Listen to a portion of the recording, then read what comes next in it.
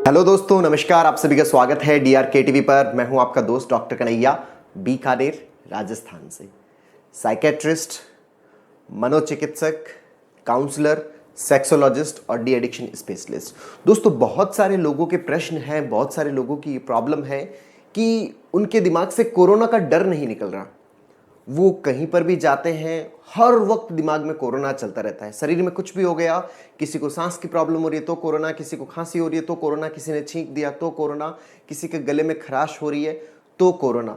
दोस्तों, इन चीज़ों से सावधानियां रखनी जरूरी है, लेकिन अगर ये चीज़ें हर वक्त दिमाग में चलती जाए, हर वक्त दिमाग के अंदर ये रहे, हम इन चीज़ों से अगर दिमागी तौर पर फ्री नहीं हो पा रहे, तो उसकी वजह से हमारी लाइफ की जो प्रोडक्टिविटी है वो डाउन हो जाती है। हम अपना काम कर रहे हैं, दिमाग में कोरोना चल रहा है। हम किसी से बातचीत कर रहे हैं, दिमाग में कोरोना चल रहा है। हम अपने घर पर कोई भी काम कर रहे हैं, दिमाग में कोरोना चल रहा है। हमारे घर के अंदर कोई भी अच्छी बात हो रही है, ऑफिस के अंदर कोई भी अच्छी बात हो रही है, हम उस अच्छी बात का मजा ही नहीं ले पा रहे। क्यों? क्योंकि हर वक्त कोरोना चल रहा है। दिमाग के अंदर कोरोना चलने की वजह से मूड है वो एकदम खराब सा रहता है, घबराहट सी रहती है, शरीर के अंदर एनर्जी है वो कम सी रहती है। एनर्जी का जो स्तर है वो कम रहता है, पूरे दिन थकावट सी रह रही है, एंजाइटी के सिम्टम्स बहुत ज़्यादा आ रहे हैं, पेट के अंदर भी गड़बड़ हो रही है, पेट के अंदर एसिडिटी हो रही है, या पेट है वो भारी भारी सा रह रहा है, पेट के अंदर मरोड़े से आ रहे हैं।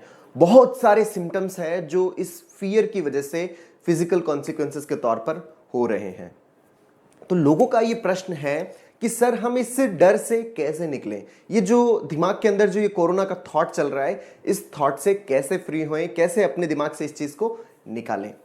दोस्तों, कोई भी इवेंट जब हमारे आसपास हो जाता है, कोई भी हैपनिंग हो जाती है, कोई भी इंसिडेंट हमारे आसपास हो जाता है, वो इंसिडेंट से रिलेटेड जो थॉट है वो हमारे दिमाग में चलते रहते हैं। अब हम उस इंसिडेंट को कैसे एक्सप्लेन करते हैं, उसी के आधार पर निर्भर करता है कि उसका थॉट हमारे दिमाग में रहेगा या नहीं रहेगा। अगर आप ये चाहते हैं कि आप इस तरह के डर से कंप्लीटली फ्री हो जाएं, कंप्लीटली आपके दिमाग से ये जो कोरोना का डर है वो निकल जाए, तो ये वीडियो पूरा एंड तक देखिएगा। तो यहां पे मैं आपको ये बता रहा था कि जो कोई भी इंसिडेंट है उससे रिलेटेड जो थॉट है वो आपके दिमाग में रहेगा या नहीं रहेगा, ये इस बात पर निर्भर करता है कि आप उसको एक्सप्लेन कैसे करते हो। चलिए मैं आपको एक एग्जांपल लेके बताता हूं। दोस्तों, मान लीजिए कि आप मेरे पास में एक टाइम मशीन है और मैं आपको उस टाइम मशीन में बिठाकर 1 साल पहले वाली लाइफ में आपको ले जाता हूं। जब आप 1 साल पहले वाली लाइफ में ले जाता हूं और वहां पर अगर मान लो आपके गले में भारीपन हो रहा है, तब क्या वहां पर आपको इस भारीपन से रिलेटेड जो थॉट्स है वो वहां पे कोरोना का थॉट आपके दिमाग में आता है क्या?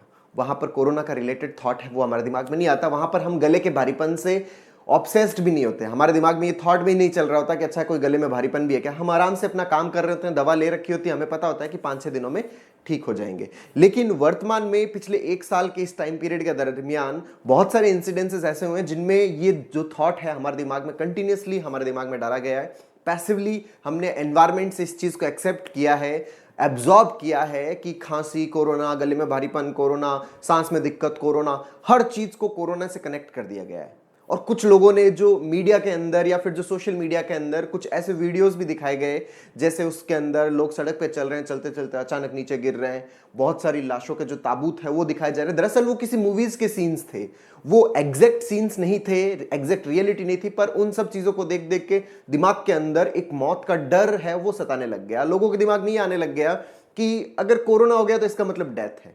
ऐसा बिल्कुल भी नहीं है।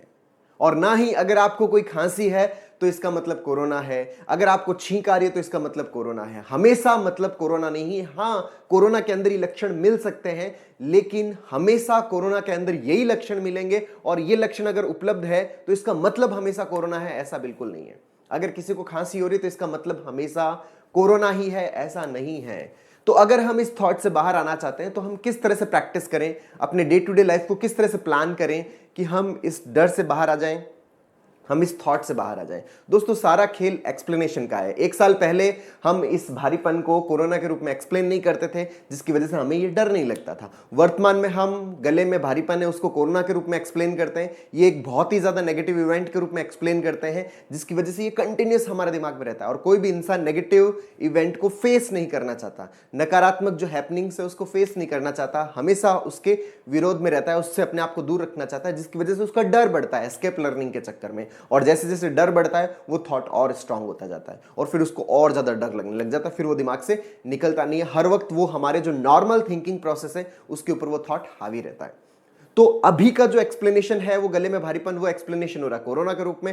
पहले जो एक्सप्लेनेशन होता था वो सिंपल सर्दी जुकाम के रूप में होता था, इस कारण वो हमारे दिमाग में ठहरता नहीं। तो हमारा एक्सप्लेनेशन कैसा है, उस एक्सप्लेनेशन के आधार पर ही ये तय होता है कि ये चीज हमारे दिमाग में रुकेगी या हमारे दिमाग में नहीं रुकेगी। हम चीजों को एनालाइज किस तरह से कर रहे हैं। तो दोस्तों पॉजिटिव एनालिसिस को हम किस तरह से सीखें, इसके लिए मैंने एक एक्सरसाइज बता रखी है, एक थेरेपी बता रखी है जिसको कॉग्निटिव बिहेवियरल थेरेपी बोलते हैं, सीबीटी बोलते हैं। अगर आप अपने डे टू डे लाइफ के अंदर सीबीटी की बहुत प्रॉपर वे में प्रैक्टिस करते हो तो आप अपनी लाइफ में होने वाले हर इवेंट को पॉजिटिव रूप से लेना सीख जाते हो, उसको पॉजिटिव वे में एक्सप्लेन करना सीख जाते हो। आसपास चाहे कुछ भी हो रहा हो, चाहे पॉजिटिव हो रहा हो चाहे नेगेटिव हो रहा हो, मतलब आपका एक्सपेक्टेड हो रहा हो चाहे अनएक्सपेक्टेड हो रहा हो, आपका ब्रेन तो उसको सिर्फ पॉजिटिव वे में ही एक्सप्लेन करेगा। तो इस कोरोना की प्रैक्टिस हम किस तरह से करें।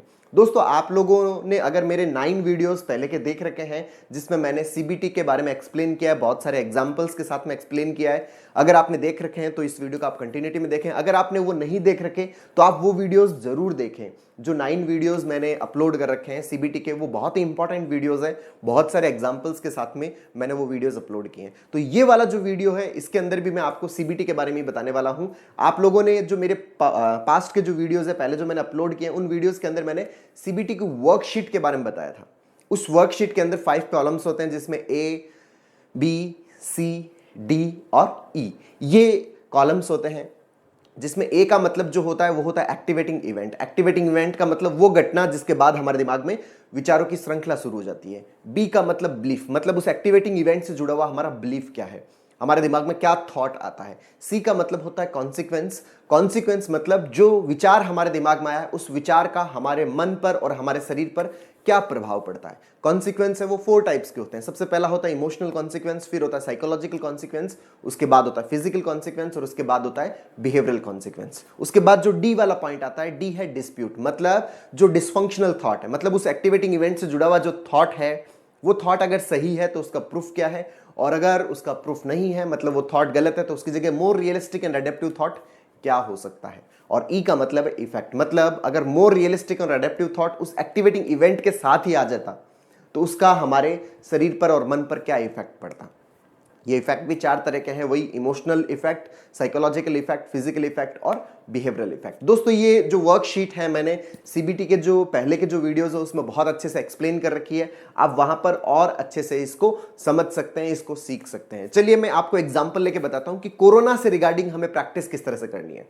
अगर आपको कोरोना का डर लग रहा है तो आप प्रैक्टिस किस तरह से कर रहे हो। मान लो कि दोस्तों आप रात भर सोए हुए थे, एसी के अंदर सोए हुए थे, सुबह उठ रहे थे, सुबह उठते ही आपने पानी पिया और पानी पीने के बाद में आपको गले के अंदर हैवीनेस सी फील होने लग गई।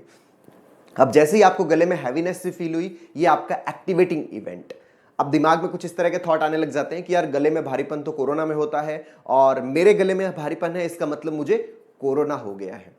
तो यहां पर एक्टिवेटिंग इवेंट ए में क्या फिलअप करो, ए में फिलअप करो गले के अंदर भारीपन। जो बी है बिलीफ, उसके अंदर क्या फिलअप करना है कि जो कोरोना के अंदर गले में भारीपन मिलता है, मेरे गले में भारीपन हो रहा है इसका मतलब मुझे कोरोना हो गया। ये वाला पॉइंट है, ये आएगा आपके बी के अंदर। उसके बाद जो सी है कॉन्सिक्वेंस, कॉन्सिक्वेंस के अंदर क्या है कि जैसे ही मेरे दिमाग में ये थॉट आता है कि यार मुझे कोरोना हो गया है, मुझे बहुत ज्यादा घबराहट होने लग जाती है। तो जो इमोशनल कॉन्सिक्वेंस है वो क्या है, बहुत ज्यादा घबराहट होना, डर सा लगना। जब हमें बहुत ज्यादा डर लग रहा होता है, घबराहट हो रही होती है, तो हमारी हार्ट की जो धड़कन है ना वो भी बढ़ जाती है। फिजिकल कॉन्सिक्वेंस है, हार्ट की जब धड़कन बढ़ जाती है तो दिमाग में और थॉट आते हैं। जिनकी नेगेटिव लर्निंग हो रखी होती है, पास्ट लर्निंग हो रखी होती है, जिनके आसपास मान लो 1-2 हार्ट अटैक के इवेंट्स भी हुए हुए हों उनकी फैमिली के अंदर, तो उन्होंने नेट के ऊपर हार्ट अटैक के बारे में बहुत कुछ पढ़ रखा होता है। तो कुछ लोगों के दिमाग में ये थॉट और आने लग जाता है, अरे यार मेरे हार्ट की धड़कन बढ़ रही है, मुझे पाल्पिटेशंस हो रहा है, इसका मतलब मुझे हार्ट अटैक आ गया।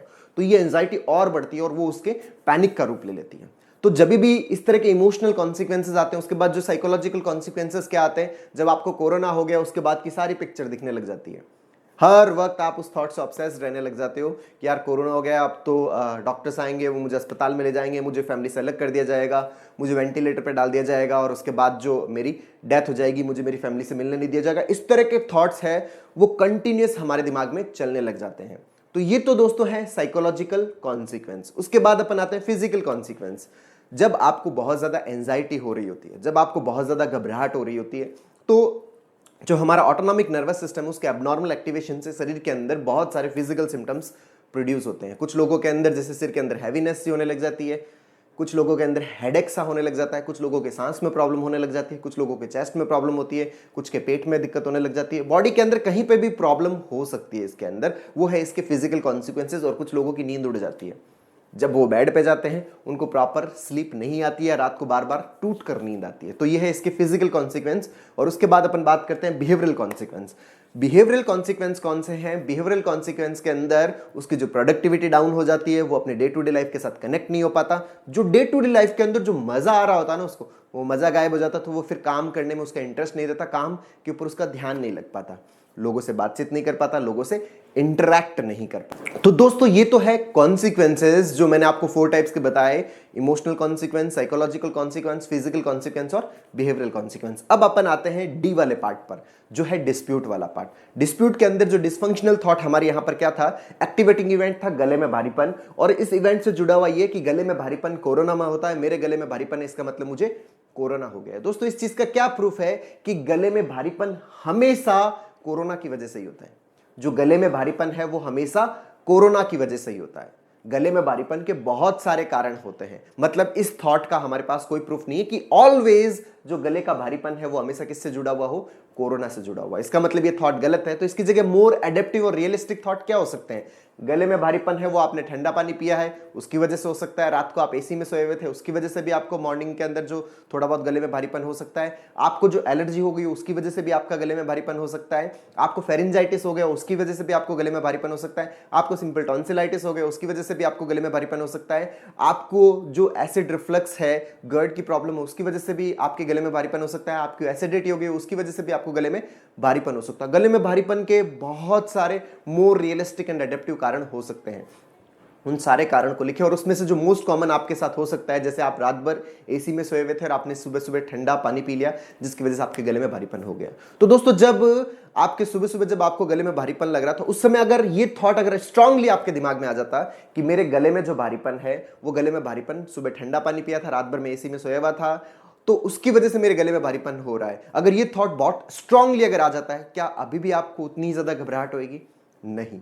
अब इमोशनल कॉन्सिक्वेंस जो होगा वो उतनी ज्यादा घबराहट नहीं होगी, अब आप एकदम रिलीफ रहोगे। तो इफेक्ट ई के अंदर जो इमोशनल जो इफेक्ट वो क्या होगा, हमें घबराहट नहीं होगी, हमें बेचैनी नहीं होगी, साइकोलॉजिकली दिमाग में ओवर थिंकिंग नहीं होगी, अब कोई डेथ का थॉट नहीं चलेगा, फिजिकल कॉन्सिक्वेंसेस किसी प्रकार के नहीं होंगे। और बिहेवियरल कॉन्सिक्वेंस क्या होगा, हम आराम से अपने काम के ऊपर ध्यान देंगे। अब दोस्तों ये हमने इसको एक्सप्लेन करने का तरीका सीखा, जो हमारे गले में भारीपन है, इस भारीपन को किस तरह से more realistic and more positive way के अंदर एक्सप्लेन करना है उसका हमने तरीका सीखा। दोस्तों आपको इसकी प्रैक्टिस करनी है।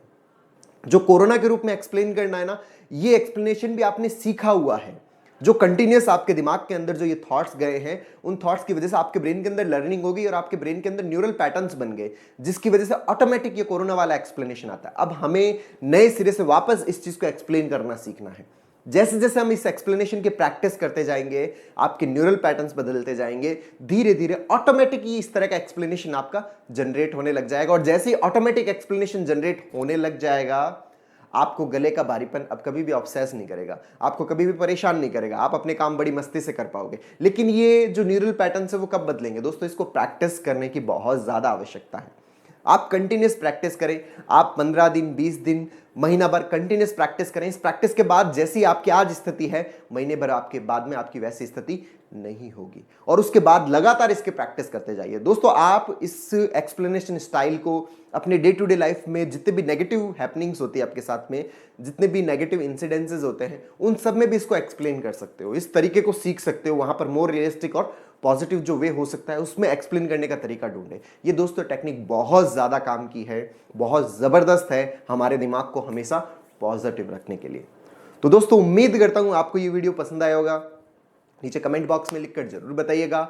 और अब तक यदि आपने मेरे YouTube चैनल DRK TV को सब्सक्राइब नहीं किया तो प्लीज़ उसे सब्सक्राइब करें और साथ में घंटे का बटन दबाना मत भूलिएगा दोस्तों। और दोस्तों अगर आप CBT के वेबिनार ज्वाइन करना चाहते हैं, हम लोग कंटिन्यूसली CBT के वेबिनार्स ऑर्गेनाइज कर रहे हैं। If you are interested to take participate in the webinars तो आप इस स्क्रीन पर दिए हुए नंबर पर आप अपना नाम और एड्रेस भेज सकते हैं और अपने वेबिनार इंटरेस्ट के बारे में बता सकते हैं। तो उसके बाद आपका वेबिनार स्टार्ट हो जाएगा। तो दोस्तों बहुत बहुत धन्यवाद। जय हिंद, जय भारत।